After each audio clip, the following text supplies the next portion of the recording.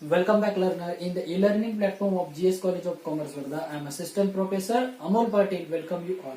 Today we would be solving next numerical problem of holding company. This lecture for BCom 6th sem subject Financial Accounting. तो ये video lecture में आज नया example हम लेने वाले हैं, जिस एग्जाम्पल में हमें सिर्फ होल्डिंग कंपनी के बैलेंस शीट गिवन है और अदर इंफॉर्मेशन गिवन है. तो in this question link given is the description box. You downloaded, read it and solve with me. मेरे साथ एग्जाम्पल को सॉल्व कीजिए ताकि आपको ज्यादा डिफिकल्टी ना लगे. मैं एग्जाम्पल को थोड़ा पढ़ लेता हूँ. एग्जाम्पल में गिवन है बैलेंस शीट गिवन है यस कंपनी लिमिटेड की एज ऑन 31 मार्च 2002. अगर होल्डिंग कंपनी की सब्सिडरी कंपनी की बैलेंस शीट गिवन होगी तो उस केस में हमारी कंसोलिडेटेड बैलेंस शीट प्रिपेयर नहीं हो सकती, क्योंकि होल्डिंग कंपनी की बैलेंस शीट हमें पता नहीं है. तो यहाँ पर हमें सिर्फ वर्किंग ही बनानी है. जो भी हमारे 4 5 6 7 वर्किंग बनते हैं वो सभी के सभी वर्किंग यहाँ पर हम प्रिपेयर करने वाले हैं.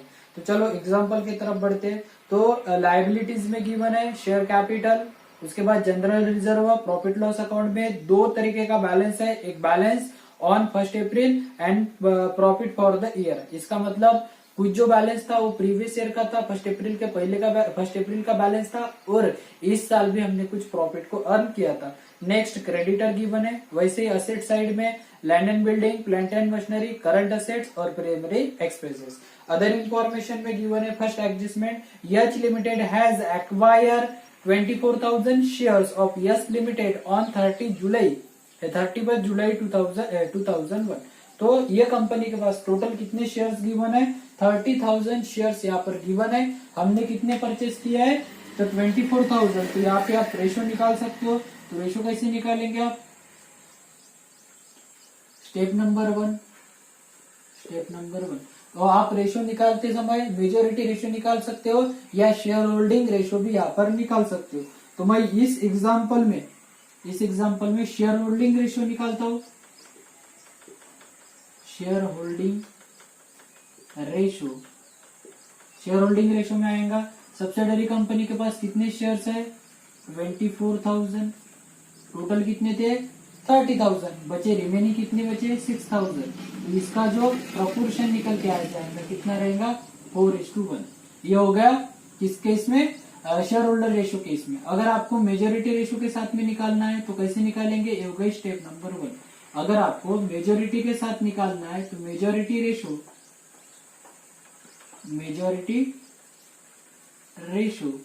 Is equal to 24,000 divided by 30,000 into 100. ऐसे भी आप निकाल सकते हो. तो रेशो निकल के आ जाएगा हमारे पास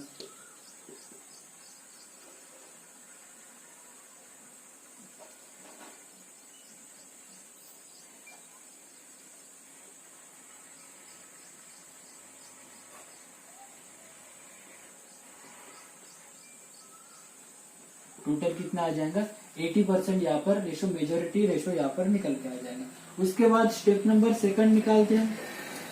स्टेप नंबर 2, अगर शेयर होल्डिंग रेशो निकाला होगा तो आपको माइनॉरिटी रेशो निकालने की जरूरत नहीं है. बट यहाँ पे मेजोरिटी अगर आप निकालते हो तो माइनॉरिटी रेशो आपको निकालना पड़ेगा. अगर ये निकाला तो ये 2 स्टेप कैंसिल हो जाएंगी. एक ही स्टेप में आपका आंसर मिल जाएगा 4:1. इसका मतलब 4 पार्ट किसका रहेगा? होल्डिंग कंपनी का, और 1 पार्ट किसका रहेगा? सब्सिडरी कंपनी का. अगर यहाँ पे मेजोरिटी रेशो गिवन है तो आप माइनॉरिटी रेशो भी निकाल सकते हो. माइनॉरिटी रेशो वो कितना आएगा? 100% लेस 80% इज इक्वल टू 20%. ठीक है. इसमें से हम क्या करते हैं? मेजोरिटी रेशो को लेस करते हैं तो हमें क्या मिल जाता है? माइनॉरिटी रेशो यहाँ पर मिल जाता है. उसके बाद स्टेप नंबर 3 का कैलकुलेशन हम करते हैं. तो स्टेप नंबर 3 का कैलकुलेशन करने से पहले हमें प्री एक्वाजिशन पीरियड और पोस्ट एक्वाजिशन पीरियड का कैलकुलेशन कर लेना चाहिए. तो यहाँ पे मैं लिखता हूं प्री एक्वाजिशन पीरियड कब से स्टार्ट होगा? फ्रॉम 1 अप्रैल से स्टार्ट होगा. रहेगा कब तक? तो उन्होंने बोला H company limited acquire 24,000 shares of yes limited on 31 जुलाई तक रहेगा. 31 जुलाई तो कितने पीरियड हो जाएगा, अप्रैल, मई, जून और जुलाई, टोटल कितने मंथ हो जाएंगे, 4 मंथ। 4 मंथ का कैलकुलेशन हो जाएगा हमारा प्री एक्वाजिशन पीरियड का। और सेकंड रिमेनिंग क्या बचता हमारा, post acquisition period. Post acquisition period, उसका जो कैलकुलेशन रहेगा कब से, फ्रॉम जुलाई हो गया अगस्त टू 31 मार्च। तो ये टोटल कितने रिमेनिंग बचेंगे, 8 मंथ। अगर यहाँ पे 4 आया तो बचे कितने मंथ, 8 मंथ। 8 मंथ का कैलकुलेशन यहाँ पर हमारे पास आ जाएगा। ओके, तो pre construction period, pre acquisition period हो गए 4 मंथ और पोस्ट एक्विजिशन पीरियड हो गया 8 मंथ। इसका कैलकुलेशन हम किस लिए करते हैं, कैपिटल प्रॉफिट को डिवाइड करने के लिए, रेवेन्यू प्रॉफिट को डिवाइड करने के लिए हमें प्री एक्विजिशन और पोस्ट एक्विजिशन पीरियड का कैलकुलेशन यहाँ पर करना पड़ता है। तो चलो उसके बाद हम निकालते हैं स्टेप नंबर 3। स्टेप नंबर 3 जिसका नाम है कैपिटल प्रॉफिट, जिसका नाम है कैपिटल प्रॉफिट। और इस प्रॉफिट को हम कहते हैं प्री एक्वाजिशन प्रॉफिट। उस प्रॉफिट को हम कहते हैं प्री एक्वाजिशन प्रॉफिट। तो प्री एक्वाजिशन प्रॉफिट कितना आएगा ये हमें यहाँ पर कैलकुलेट करना है। तो एग्जांपल में गिवन है,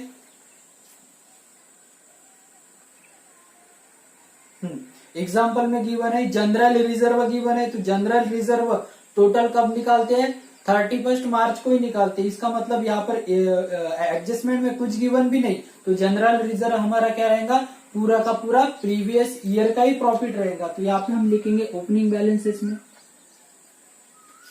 ओपनिंग बैलेंसेस, उसमें आएगा general reserve. General reserve total कितना है, 1 लाख। जो जनरल रिजर्व आएगा टोटल कितना बनेगा, 1 लाख। दूसरा प्रॉफिट लॉस अकाउंट के नाम से दिया है बैलेंस ऑन 1 अप्रैल। इसका मतलब ये कब का बैलेंस है, ओपनिंग वाला बैलेंस है। तो यहाँ पे आप लिख सकते हैं प्रॉफिट लॉस अकाउंट के नाम से टोटल कितना है, 10,000। प्रीवियस ईयर का बैलेंस कितना था, 10,000। Next profit for the year, current year में हमने कितना प्रॉफिट कमाया, टोटल 30,000 का यहाँ पे हम टोटल 30,000 का यहाँ पे हमने प्रॉफिट ले लिया। बैलेंस शीट में शो हो रहा है प्रॉफिट लॉस अकाउंट के नाम से टोटल कितना है, 30,000। अगर 30,000 है तो हमारा कितना पोर्शन है, 4/12 पोर्शन हमारा कैपिटल प्रॉफिट का पोर्शन बनता है। तो यहाँ पे लिख सकते हो आप करंट ईयर प्रॉफिट,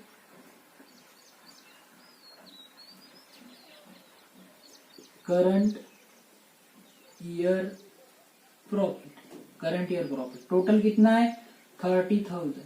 टोटल कितना है, 30,000। अपना कितना है, पीरियड कितना है, प्री का 4 डिवाइडेड बाय टोटल पीरियड कितना रहता है, 12। तो उसका कैलकुलेशन अगर आप करते हो तो कितना आ जाएगा, 10,000। मतलब ये टोटल हो गया 1,20,000। टोटल कितनी हो गई, 1,20,000। तो ये हो गया कैपिटल प्रॉफिट। यहां तक हम कैपिटल प्रॉफिट निकाल सकते हैं। बट इसमें कुछ असेट्स और कुछ असेट्स के रिवैल्यूएशन, अंडर वैल्यूएशन हमें यहाँ पर गिवन है, तो वो भी हमारा प्रॉफिट का ही पार्ट रहता है। इसीलिए इसमें हमें बाकी के भी एडजस्टमेंट करने पड़ेंगे जो हमें अदर इंफॉर्मेशन में गिवन है। तो यहाँ पे हम लिखेंगे टोटल प्रॉफिट, यहाँ पे आया total capital profit. Total capital profit कब का, बिफोर एडजस्टमेंट, बिफोर एडजस्टमेंट का, एडजस्टमेंट होने के पहले का जो प्रॉफिट था कितना था, 1,20,000। अभी हम अदर इंफॉर्मेशन के एडजस्टमेंट देखते हैं। तो पहले एडजस्टमेंट तो क्लियरली सॉल्व कर ली। सेकंड एडजस्टमेंट में गिवन है H limited revalued the machinery at ₹1,20,000। अगर आप पहले मशीनरी की वैल्यू देखते हो बैलेंस शीट में तो कितनी है, 1,50,000। अभी उन्होंने क्या बोला कि जो मशीनरी की वैल्यू है कितनी है, 1,20,000 है। रिवैल्यूएशन किया तो अगर रिवैल्यूएशन में 1,20,000 है, पहले ज्यादा थी अब कम है, इसका मतलब हमारा क्या हो गया, लॉस हो गया। तो उसको हम क्या कर देंगे, माइनस कर देंगे, लेस हो जाएंगी वो, लेस, क्योंकि ये प्रॉफिट है। और प्रॉफिट में से अगर आपकी असेट्स की वैल्यू क्या हो जाती है, कम हो जाती है, तो वहां पर क्या हो जाएगा, less, decrease, decrease in value of machinery, value of machinery. Decrease in value of machinery कितनी है 30,000 क्या हो जाएंगी लेस हो जाएंगी। क्यों लेस कर रहे हैं क्योंकि हमारा लॉस है ठीक है और प्रॉफिट में से लॉस क्या होता है लेस होता है माइनस होता है। तो इसीलिए यहाँ पर हमने जो मशीनरी की वैल्यू थी जो डिक्रीज हुई थी उसको हमने लेस कर दिया। Next adjustment number third stock on the date stock on the date was found under valued at the extent of ₹15,000। Under valued का मीनिंग क्या है हमने कम दिखाया है। जो स्टॉक जो था तो अंडर वैल्यूड दिखाया इसका मतलब हमने कम दिखाया कितने थे 50,000 से। हमें स्टॉक का वैल्यू क्या करना पड़ेगा बढ़ाना पड़ेगा। तो यहाँ पे हमारा प्रॉफिट भी क्या हो जाएगा अब ऐड हो जाएगा यहाँ प्रॉफिट भी ज्यादा हो जाएगा। तो इसमें ऐड करेंगे increase in stock value increase in stock value. Stock की वैल्यू आप यहाँ पर इंक्रीज हो गई कितने 15,000 से टोटल हो जाएंगे 1,05,000। टोटल कितने से इंक्रीज हो गई 15,000 से तो टोटल कितने हो जाएंगे 1,05,000। Next fourth adjustment yes limited decided to eliminate preliminary expenses of Yes Limited for preparing consolidated balance sheet। तो उन्होंने कहा है अगर नई विधि गिवन रहता है तो अगर ऐसे कुछ एक्सपेंसेस रहते हैं जो हम असेट साइड शो करते हैं तो उस एक्सपेंसेस को इसको कहते हैं हम फिक्टिशियस असेट्स। तो उस असेट्स को हम हमारे कैपिटल प्रॉफिट में से पहले कट कर देते हैं। तो यहां से क्या हो जाएगा वो लेस हो जाएगा लेस प्रिलिमिनरी एक्सपेंसेस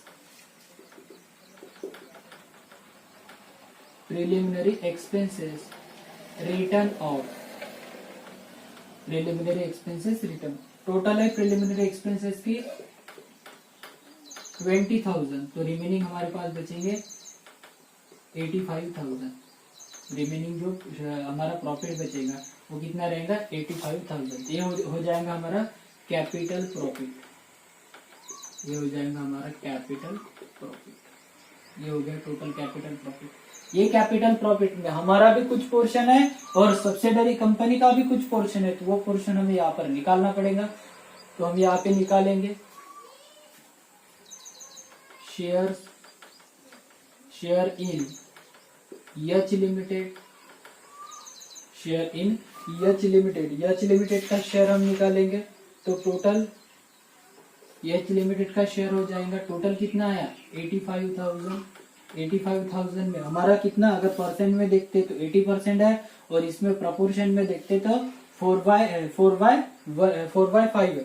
तो यहाँ पे हम इसमें निकालते पोर्शन 80 इसके 80% निकालते तो हमें मिल जाएगा हमारा जो शेयर है टोटल 68,000। कितना मिल जाएगा 68,000। फिर बचा किसका ये हो गया हमारा। तो सेकंड किसका बचेगा और सब्सिडरी कंपनी का। तो शेयर्स इन यस लिमिटेड का शेयर कितना रहेगा 85,000 इंटू 20% कर सकते हो या इसको डायरेक्ट लेस कर सकते हो। तो टोटल हमारा बचेगा 17,000। टोटल हमारा कितना बचेगा 17,000। ये हो गई हमारी पहली ट्रीट में स्टेप नंबर थर्ड वाला कैपिटल प्रॉफिट वाला पार्ट। तो इसको आप अच्छे से देख लो क्योंकि अब तक हमें असेट्स इंक्रीज और डिक्रीज का वैल्यूएशन गिवन नहीं था इसलिए डायरेक्ट निकाल रहे थे। ये एग्जांपल में असेट्स और लायबिलिटी मतलब असेट्स इंक्रीज और डिक्रीज का वैल्यूएशन गिवन था इसीलिए हमने उस तरीके से एग्जांपल को सॉल्व किया है। तो इसको आप अच्छे से देख लो। सिंपल है कैपिटल प्रॉफिट में अगर आपका प्रॉफिट बढ़ रहा है तो ऐड करो और कैपिटल प्रॉफिट में आपका प्रॉफिट कम हो रहा है तो उसको लेस कर दो। इसका मतलब अगर असेट्स में प्रॉफिट हो रहा है तो ऐड होगा और असेट्स कम हो जाएंगी या डिक्रीज हो जाएंगी तो क्या हो जाएगा लेस हो जाएगा क्योंकि वो हमारा लॉस होता है। ठीक है नेक्स्ट दूसरे स्टेप नंबर 4 की तरफ चलते हैं। स्टेप नंबर 4 इसमें क्या निकालते हैं हम रेवेन्यू प्रॉफिट। इसी प्रॉफिट को हम कहते हैं post acquisition profit.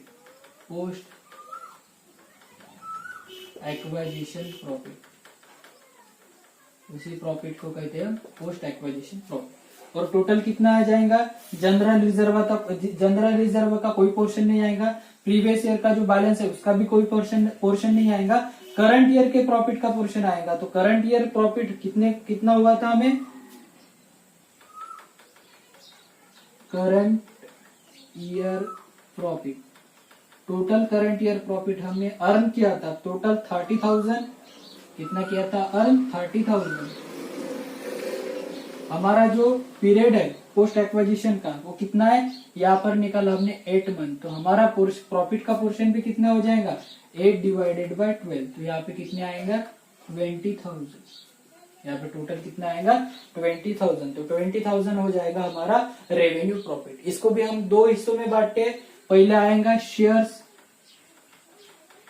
Share in H limited, share in H limited का कितना है, एच लिमिटेड का शेयर 80%, तो यहाँ पे आएगा 20,000 इंटू 80%। अगर आप निकालते तो कितना हो जाएगा 16,000। और बचा रिमेनिंग जो पोर्शन है वो किसका रहेगा, शेयर्स इन यस लिमिटेड, उसका भी पोर्शन कितना है 20,000 इंटू 20%, तो कितना हो जाएगा वो 4%। अब यहाँ पर भी डिवाइड कर सकते हो, या आपको कहाँ पर वो जो हम स्टेप सॉल्व करेंगे वहां पर भी डायरेक्टली परसेंट के साथ मल्टीप्लाई करके भी आप डिवाइड कर सकते हैं। कैसे भी किया तो आंसर आपका सेम ही आने वाला। तो उसके बाद हम स्टेप नंबर 5 निकालते हैं। स्टेप नंबर 4 होने के बाद स्टेप नंबर 5 निकालते हैं, जिसका नाम है गुडविल या oblique capital reserve. Goodwill oblique capital reserve, दोनों में से कोई एक चीज आती है हम यहाँ पर, एक तो गुडविल का पोर्शन निकलेगा या कैपिटल रिजर्व का पोर्शन यहाँ पे निकल के आ जाएगा। तो अगर गुडविल का पोर्शन निकालते मतलब प्लस में आंसर आता तो गुडविल का पोर्शन हो जाता, और माइनस में आंसर आता तो हमारा कैपिटल रिजर्व का पोर्शन यहाँ पे मिल जाता। तो कैसे निकालते हैं हम, सबसे पहले लेते हैं कॉस्ट ऑफ परचेज। क्या लेते हैं यहाँ पर, कॉस्ट ऑफ परचेज, जिसको हम इन्वेस्टमेंट भी कहते हैं, कॉस्ट ऑफ परचेज। तो कितना गिवन है कॉस्ट ऑफ परचेज, चलो यहाँ पर देखते हैं कॉस्ट ऑफ परचेज।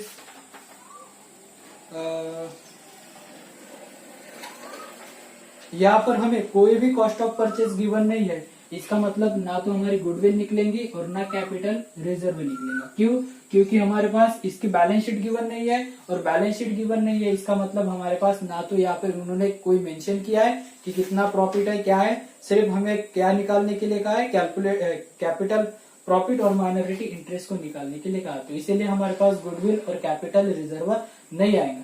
फिर बचा क्या हमारा स्टेप नंबर 5 में, माइनॉरिटी इंटरेस्ट बचा। फिर बचा क्या, माइनॉरिटी इंटरेस्ट। स्टेप नंबर 5 लिख सकते हो या स्टेप नंबर 6 लिख सकते हो। 5 लिखो क्योंकि यहाँ पर 5 का कैलकुलेशन हमने यहाँ पर नहीं किया। तो यहाँ इसका कैलकुलेशन कैसे करते हैं, share capital of yes limited into minority ratio.